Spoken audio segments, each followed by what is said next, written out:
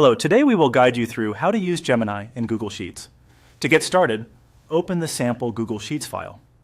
Once the spreadsheet loads, take a moment to make sure you are on the main sheet view and that everything has finished loading properly.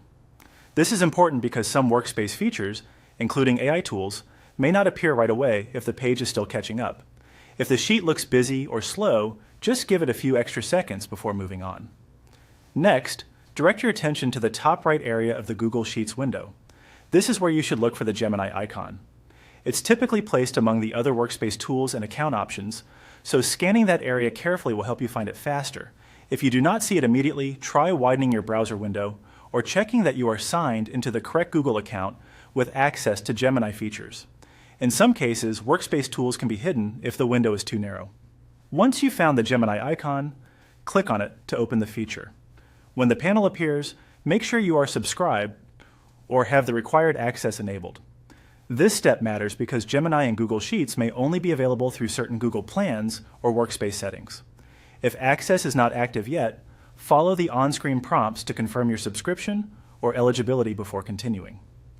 As you do this, it helps to read the prompts carefully so you understand what level of access is required. If you are using a work or school account, access may depend on permissions set by your administrator. If you are using a personal account, you may be asked to upgrade or enable a feature before Gemini becomes available inside Sheets. After that, you should be ready to begin using Gemini within your spreadsheet environment. The key part of this setup is simply locating the icon, opening the panel, and confirming that your account has access. Once those pieces are in place, you can move forward with Gemini directly inside Google Sheets.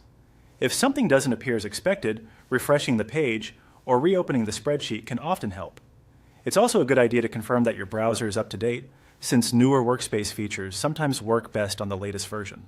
That's all for this walkthrough on how to use Gemini in Google Sheets.